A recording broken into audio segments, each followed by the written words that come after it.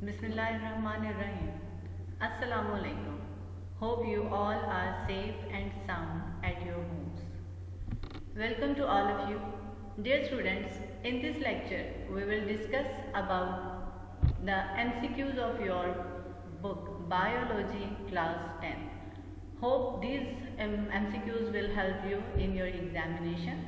So let's start the MCQs. In previous lecture we have already discussed the first 20 MCQs and now we will start some new 20 MCQs which will help you in your examination. So first MCQs is, which of the following is an effector? If you recall that in coordination chapter we will learn about the components of coordination, in which there are stimuli, receptors, coordinator and effectors. And the effectors are those which can perform the action.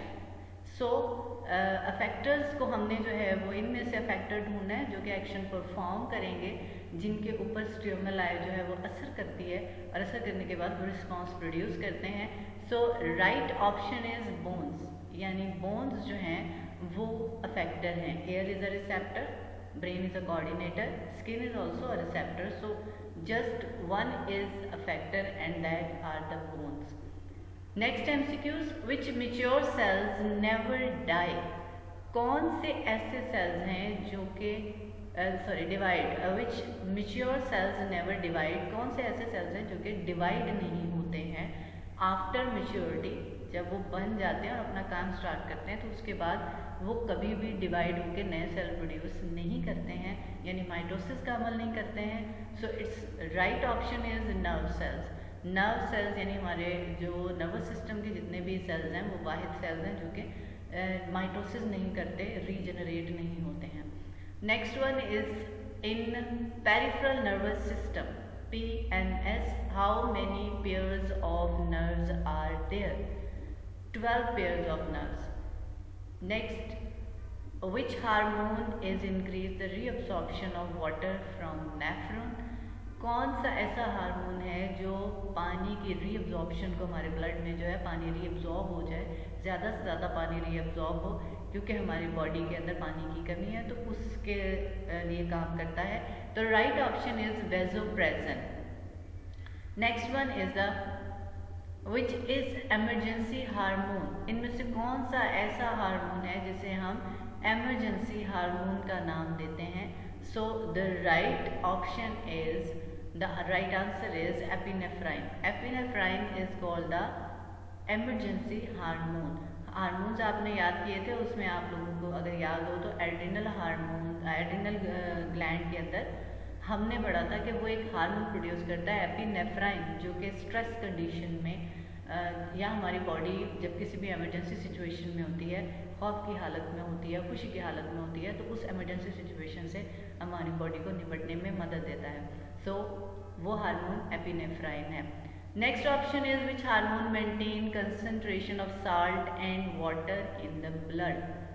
Same adrenal gland में ही हमने पढ़ा था कि which hormone maintain concentration of salt and water in the blood? पानी और नमक की मिकदार को कौन ब्लड में मेंटेन रखता है? So it's right answer is corticosteroids. Next one is the lower jaw is made up of dash bones in mammals. Lower jaw in mammals made up of dash bones. यहाँ पे in mammals का जो है वो हम इजाफा कर लेते हैं कि मैमल्स के अंदर लोअर जॉ जो है वो कितनी बोन्स पर मुश्तमिल होता है? So just single bone. बाकी तमाम जो वर्टिब्रेट्स हैं एक्सेप्ट मैमल्स, उनका जो लोअर जॉ है वो 2 बोन्स पर मुश्तमिल होता है, जबकि हमारी जो लोअर जॉ है वो 1 बोन पर मुश्तमिल होता है, यानी एक बोन जो है उसको बनाती है. Next option is red blood cell produced by dash bone marrow. Red blood cells को कौन से बोन मैरोज जो हैं वो बनाते हैं? तो इसका राइट आंसर है red bone marrow. Which help to attach muscles to bones? कौन सा ऐसा नीचे दिया हुआ कंपोनेंट है, मटेरियल है जो कि मसल्स को हड्डियों के साथ जो है वो जोड़ने में मदद देता है? सो इसका राइट आंसर है tendons. Next we have which drug is obtain from opium plant? कौन सा ऐसा ड्रग है जो कि ओपियम प्लांट से आता है? Foxglove, sorry, opium plant के बजाय फॉक्स ग्लोव प्लांट जो है उससे आता है, उसका राइट ऑप्शन है डिजिटलेस। और अगर ओपियम प्लांट है तो इसमें से नन ऑफ दीज है, कोई भी ऐसा नहीं है जो ओपियम प्लांट से हासिल होता है। Which is an antibiotic, antibiotic जो है वो इनमें से कौन सा है, तो एंटीबायोटिक है स्ट्रेप्टोमाइसिन।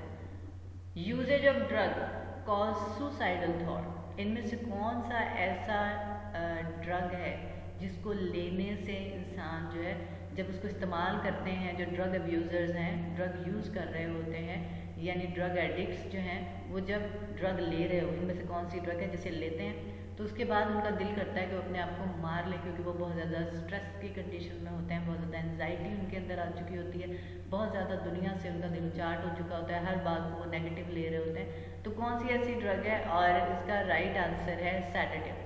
सेडेटिव ऐसी ड्रग है जिसको इस्तेमाल करने के बाद सुसाइड्स की, खुदकुशी की जो है वो इंसान के अंदर ख्वाहिश जागने लगती है।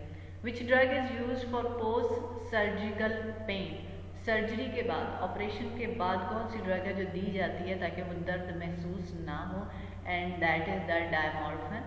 डायमॉर्फिन एक ऐसी मेडिसिन है जो कि ऑपरेट के बाद, ख़ासतौर पे मेजर बड़े ऑपरेट्स, जैसे कि किसी के जो है वो टांग का ऑपरेट हुआ हो, यानी उसके टांग फ्रैक्चर हो चुकी हो मुकम्मल तौर पे, उसे ऑपरेट करके उसमें जो है वो स्टड वगैरह लगाए गए हों, रॉड्स वगैरह लगाई गई हों, तो उसके लिए उस तकलीफ वगैरह के लिए ब्रेन का ऑपरेट हुआ है उसके लिए, या जो कैंसर वगैरह होते हैं उसके ट्रीटमेंट के बाद, उसके कैंसर का अगर ऑपरेट किया गया है तो उस ऑपरेट के बाद जो दवाई दी जाती है वो डायमॉर्फिन है, ताकि पेन ना महसूस हो। नेक्स्ट हमारे पास MCQs है। Expired drug cause damage to, expired drug अगर आप लेते हैं, दवाई कोई भी आप एक्सपायर्ड इस्तेमाल करते हैं, कोई भी गोली जिसकी डेट गुजर चुकी है, एक्सपायरी डेट उसकी जो है वो गुजर चुकी है, अगर आप उसे इस्तेमाल करते हैं तो नुकसान किसको सबसे ज़्यादा होता है, that the answer is kidney, kidney को सबसे ज़्यादा नुकसान होता है और किडनी फेलियर के चांसेस बढ़ जाते हैं।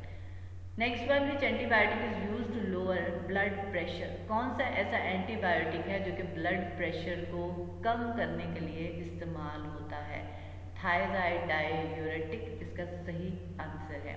Which type of white blood cells WBCs produce antibodies, कौन सा ऐसा वाइट ब्लड सेल है जो कि एंटीबॉडीज प्रोड्यूस करता है, तो right option is B lymphocyte. Next one is masculine comes from, masculine जो है वो आता है कहाँ से हासिल किया जाता है, तो इसका सही ऑप्शन है कैक्टस, कैक्टस से जो है मैस्कुलाइन हासिल किया जाता है।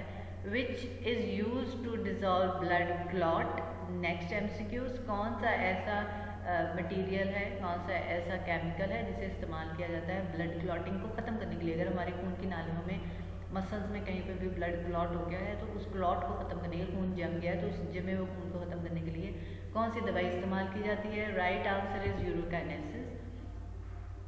Next one is 500 sheep's brain produce dash growth hormone, human growth hormone HGH, कितने मिलीग्राम जो है वो पुराने दौर में, जब हम बायोटेक्नोलॉजी की बात नहीं करते थे, बायोटेक्नोलॉजी इंट्रोड्यूस नहीं हुई थी, तब जो ह्यूमन ग्रोथ हार्मोन बनाए जाने की कोशिश की जाती थी तो किसके ज़रिए से की जाती थी, शीप्स के ब्रेन लेके की जाती थी, तो उसके लिए 50,000 जो है वो शीप्स रिक्वायर्ड होती थी। कितने मिलीग्राम बनता था, 5 मिलीग्राम जो है वो ह्यूमन ग्रोथ हार्मोन सिर्फ प्रोड्यूस होता था। Next one, which enzyme is use to join DNA, कौन सा एंजाइम है जो कि DNA बनाने के लिए इस्तेमाल होता है, जोड़ने के लिए इस्तेमाल होता है, ligase enzyme. Next one is being albino, albino होना, एल्बिनो आई रिपीट दैट कि आपको अगर याद हो हमने पढ़ा था, एल्बिनो एक कंडीशन है जिसमें हमारी बॉडी, हमारा जिस्म जो है वो, या हमारे सेल्स जो है वो नॉर्मल पिगमेंट्स नहीं बना रहे होते।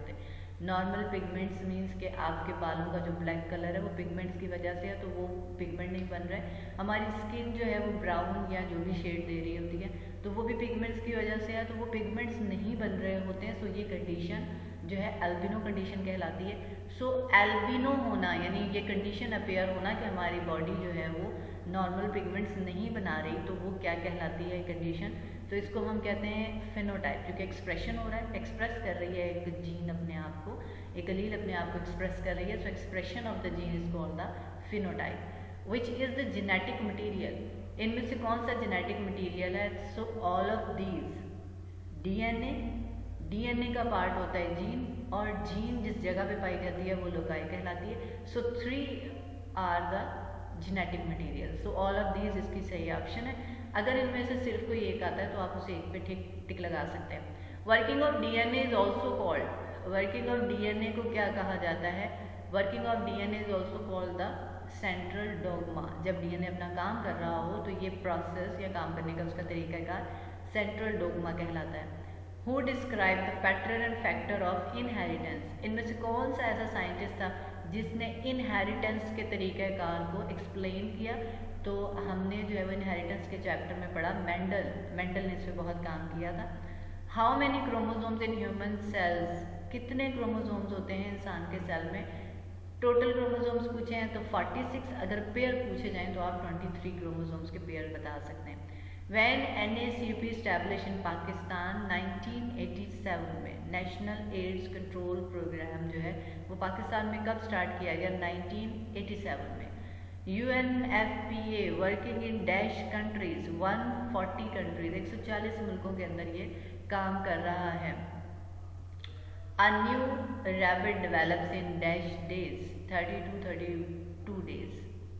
न्यू रैबिट जो डेवलप होता है ये 30 से 32 डेज में डेवलप होता है। So hope students it will help you a lots. Thank you very much. Stay home, stay safe and stay healthy. अल्लाह हाफिज़।